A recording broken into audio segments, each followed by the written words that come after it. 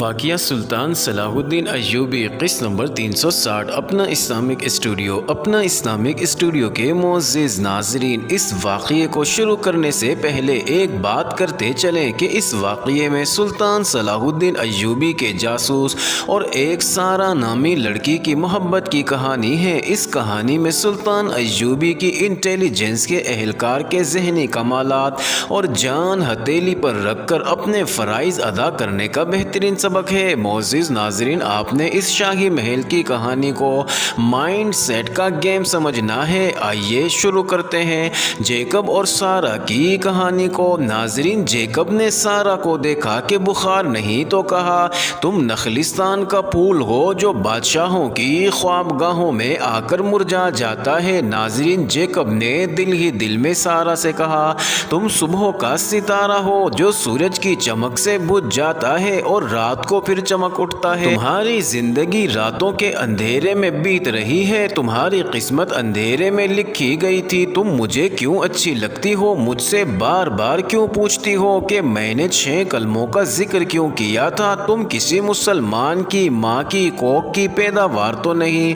تمہاری رگوں میں کسی مسلمان باپ کا خون تو نہیں۔ اس راز سے پردہ کون اٹھائے؟ میں تمہارے لیے راز ہوں، تم میرے لیے راز ہو۔ ناظرین، جیکب کو یاد آیا کہ صلیبی فوج مسلمانوں کے قافلوں کو لوٹتے رہتے ہیں، ان کی بچیوں کو اٹھا لے جاتے ہیں اور انہیں اپنے رنگ میں رنگ کر جاسوسی اور بے حیائی اور رقص کی تربیت دیتے ہیں۔ سارا بھی شاید انہی بد نصیب لڑکیوں میں سے ہوگی، ورنہ یہ قوم احساسات اور جذبات کے لحاظ سے مردہ اور بے حیائی میں پوری طرح زندہ ہوتی ہے۔ جیکب بھول گیا کہ وہ کہاں کھڑا ہے، کسی مرد کو ان کمروں میں آنے کی اجازت نہیں تھی۔ ناظرین، سارا اس کے دل میں ایسی اتری تھی کہ وہ خطروں سے بے نیاز ہو گیا تھا، اس سے رہا نہ گیا۔ اس نے قندیل بجھا دی اور اس کے ساتھ ہی سارا کی آنکھ کھل گئی۔ جیکب کو اس کی گھبرائی ہوئی آواز سنائی دی، کون ہو؟ جیکب، اس وقت یہاں کیوں آ گئے ہو؟ سارا نے ایسے لہجے میں کہا جس میں ہمدردی تھی، کسی نے دیکھ لیا تو تم سیدھے قید خانے میں جاؤ گے، مجھے باہر بلا لیا ہوتا۔ یہ پریشانی مجھے اس خطرے میں لے آئی ہے کہ تم بیمار ہو۔ جیکب نے اندھیرے میں اس کے پلنگ پر بیٹھتے ہوئے کہا، روشنی اس لیے گل کر دی ہے کہ کوئی دیکھ نہ لے، میں کسی اور نیت سے نہیں آیا۔ سارا، معلوم نہیں کیا وجہ ہے جو مجھے یہاں لے آئی ہے، تمہیں بخار تو نہیں؟ میری روح علیل ہے۔ سارا نے کہا، میں تو جب بھی محفلوں اور ضیافتوں میں ناچتی ہوں میرا دل ساتھ نہیں ہوتا، میرا جسم ناچتا ہے اور روح مر جاتی ہے، مگر آج مجھے کہا گیا ہے کہ موصل سے 2 بڑے ہی اہم مہمان آ رہے ہیں، تو روح کے ساتھ میرا جسم بھی بے جان ہو گیا۔ مجھے متلی آنے لگی اور سر چکرانے لگا۔ مجھے ان بادشاہوں کی جنگوں اور ان کے امن اور دوستی کے معاہدوں کے ساتھ کوئی دلچسپی نہیں، لیکن میرے کانوں میں جب یہ بات پڑی کہ موصل سے اہم مہمان آ رہے ہیں تو مجھے ایسے محسوس ہوا جیسے صلیبیوں اور مسلمانوں میں سے کسی ایک کے ساتھ میرا گہرا تعلق ہے۔ میں ابھی تک یہ نہیں سوچ سکی کہ میرا روحانی تعلق کس کے ساتھ ہے، صرف یہ احساس جاگ اٹھا کہ میں اس محفل میں نہیں ناچ سکوں گی، میں موصل کے مہمانوں کا سامنا نہیں کر سکوں گی، یا وہ مجھے دیکھ کر وہاں سے بھاگ جائیں گے۔ کیوں؟ جیکب نے پوچھا، موصل والوں کے ساتھ تمہارا کیا تعلق ہے؟ میں بتا نہیں سکتی۔ سارا نے کہا، میں تو اپنے آپ کو بھی یہ بتانے سے ڈرتی ہوں کہ موصل والوں کے ساتھ میرا کیا تعلق ہے۔ سارا، جیکب نے اس کا ہاتھ اپنے ہاتھ میں لے کر کہا، تم اپنا آپ مجھ سے کیوں چھپا رہی ہو؟ کیا تمہیں کسی قافلے سے اغوا کیا گیا تھا؟ تم کس باپ کی بیٹی ہو؟ ناظرین، سارا کوئی جواب نہ دے سکی۔ جیکب چونک اٹھا، دونوں نے کھڑکی کی طرف دیکھا جو کھلی ہوئی تھی، وہاں ایک سایہ کھڑا نظر آیا۔ ناظرین، سارا نے جیکب کے کان میں سرگوشی کی، پلنگ کے نیچے ہو جاؤ۔ جیکب نے اندھیرے سے فائدہ اٹھایا، آہستہ سے سرک کر فرش پر بیٹھا اور آواز پیدا کیے بغیر پلنگ کے نیچے چلا گیا۔ سارا لیٹ گئی۔ سارا، کھڑکی کے ساتھ کھڑے سائے کی آواز آئی۔ یہ ایک بوڑھی عورت کی آواز تھی جو بعض راتیں ناچنے گانے والیوں کو دیکھا کرتی تھی کہ کوئی لڑکی غیر حاضر تو نہیں۔ ناظرین، اس کی آواز پر سارا سارا نہ بولی۔ عورت نے اسے ایک اور آواز دی۔ سارا پھر بھی نہ بولی۔ عورت نے تحکمانہ لہجے میں کہا، سارا تم سوئی ہوئی نہیں ہو، مجھے جواب دو، قندیل کیوں بجھی ہوئی ہے؟ ناظرین، سارا نے منہ سے ایسی آواز نکالی جیسے بڑبڑا کر جاگ اٹھی ہو۔ گھبراہٹ کی اداکاری کرتے ہوئے بولی، کون ہو؟ کیا ہو گیا ہے؟ میں ادھر آ کر بتاتی ہوں۔ عورت کا سایہ کھڑکی سے ہٹ گیا، وہ دروازے کی طرف سے آنا چاہتی تھی۔ سارا نے جھک کر جیکب سے کہا، وہ دوسری طرف سے آ رہی ہے، باہر آؤ اور کھڑکی سے کود جاؤ۔ نہیں سارا، جیکب نے پلنگ کے نیچے سے نکل کر کہا، میں اسے جانتا ہوں، آنے دو اسے، میں اس کی مٹھی گرم کر دوں گا تو خاموشی سے چلی جائے گی۔ یہ خبیث عورت ہے، سارا نے کہا، یہ در پردہ لڑکیوں کی دلالی کرتی ہے، تم فوراً نکلو یہاں سے ورنہ میرا جھوٹ مجھے مروا دے گا، میں اسے سنبھال لوں گی۔ ناظرین، وہ عورت ابھی دروازے تک آئی ہی تھی کہ جیکب کھڑکی سے باہر کود گیا۔ سارا نے قندیل جلا دی۔ عورت اندر آئی، جسم کے لحاظ سے وہ عورت کم اور مرد زیادہ تھی، وہ سارا پر برس پڑی۔ سارا نے اسے یقین دلانے کی کوشش کی کہ اس کمرے میں اور کوئی نہیں تھا اور شاید خواب میں بول رہی ہوگی۔ عورت نے اسے کہا کہ خواب میں عورت کی آواز مرد جیسی بھاری نہیں ہو جایا کرتی، یہ کیا ہے؟ عورت نے جھک کر پلنگ کے قریب فرش پر گرا ہوا ایک رومال اٹھایا۔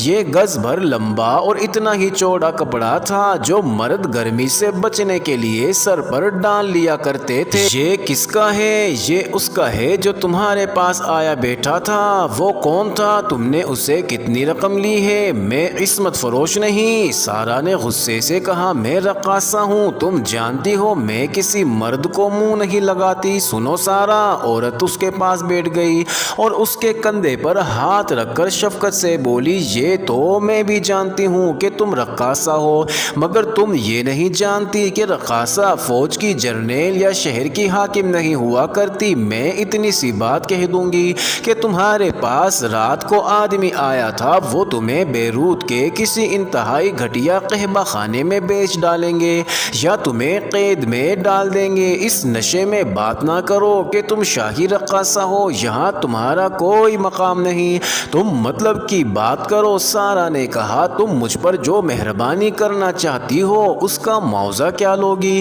میں ابھی ادا کر دیتی ہوں، میں تم سے کچھ بھی نہیں لوں گی۔ عورت نے کہا، میں کسی اور سے معاوضہ وصول کروں گی، تمہاری ہاں کی ضرورت ہے۔ ناظرین، سارا اس کا مطلب سمجھ گئی۔ باہر سے شاہی مہمان آتے ہی رہتے ہیں، ان میں عیسائی بھی ہوتے تھے، مسلمان بھی۔ شاہی حیثیت کے مہمانوں کی خاطر تواضع کے لیے لڑکیاں موجود رہتی تھیں، لیکن اس کے ساتھ جو عملہ آتا تھا انہیں اس قسم کی عیاشیاں مہیا نہیں کی جاتی تھیں۔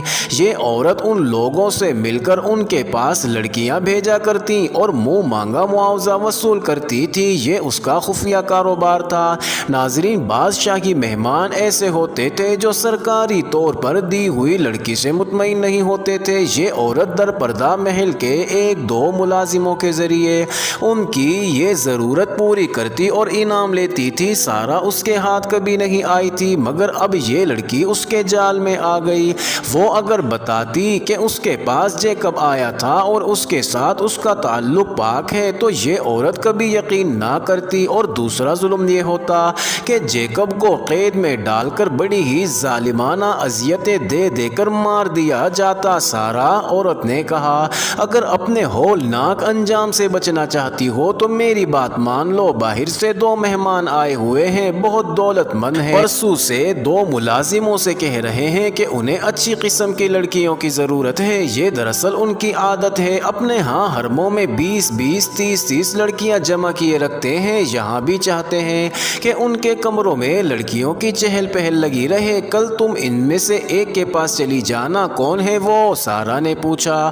اگر مسلمان ہیں تو میں ان کے پاس نہیں جاؤں گی، تو قید خانے میں جاؤ۔ عورت نے کہا، ہوش میں آؤ، اپنے آپ کو دیکھو، تم کیا ہو، اپنے پیشے کو دیکھو، شریف بننے کی کوشش نہ کرو، وہ دل کھول کر انعام دیں گے جس میں تمہارا حصہ بھی ہوگا، اور پکڑے گئے تو میں پکڑنے والوں کا منہ بند رکھا کرتی ہوں۔ عورت نے کہا، کل رات تیار رہنا، اب تم سے بالکل نہیں پوچھوں گی کہ ابھی ابھی تمہارے پاس کون آیا تھا۔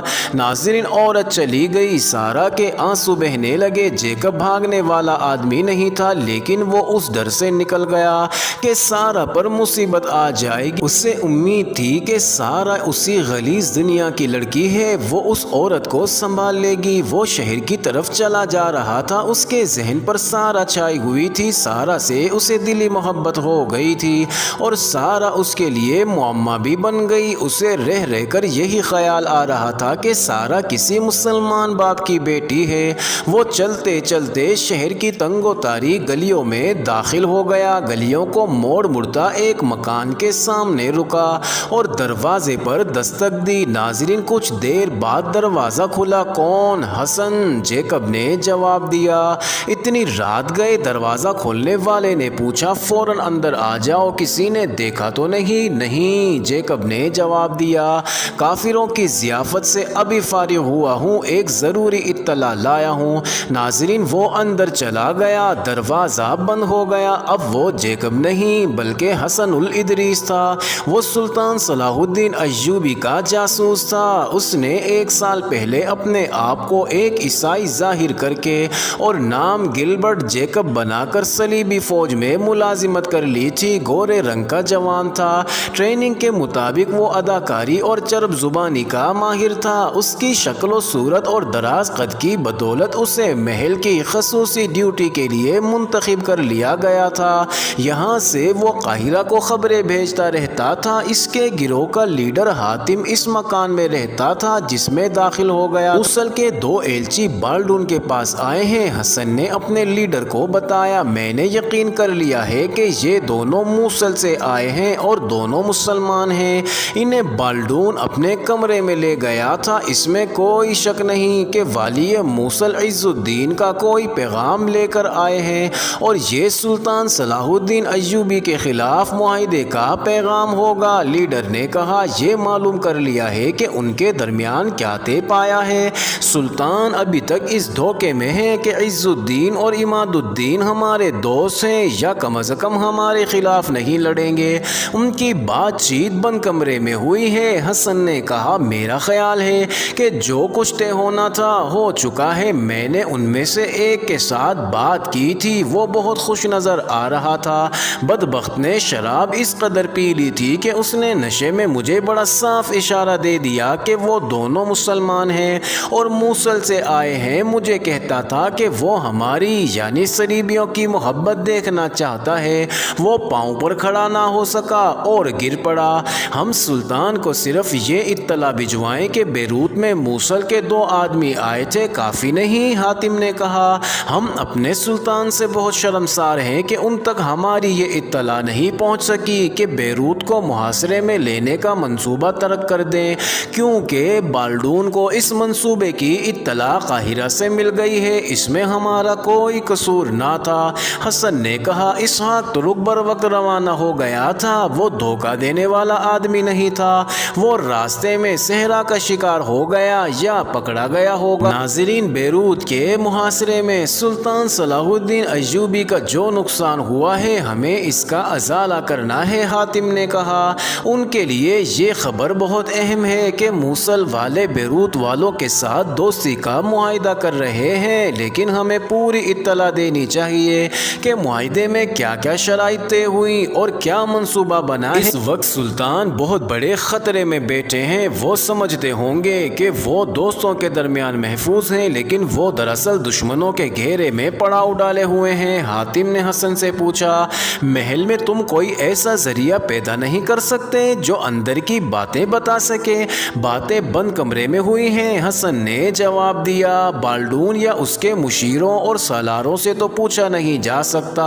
ان دونوں آدمیوں کے سینے سے راز نکالنے کی کوشش کی جا سکتی ہے جو موصل سے آئے ہیں۔ میں ذریعہ پیدا کرنے کی کوشش کروں گا، اگر نہ ہوا تو دوسرا طریقہ اختیار کریں گے۔ یہ جب واپس جائیں گے تو انہیں راستے سے اغوا کر لیا جائے گا۔ معزز ناظرین، یہ انٹرسٹنگ ویڈیو جاری ہے، اگلی ویڈیو قسط نمبر 361 میں دیکھنا مت بھولیے گا۔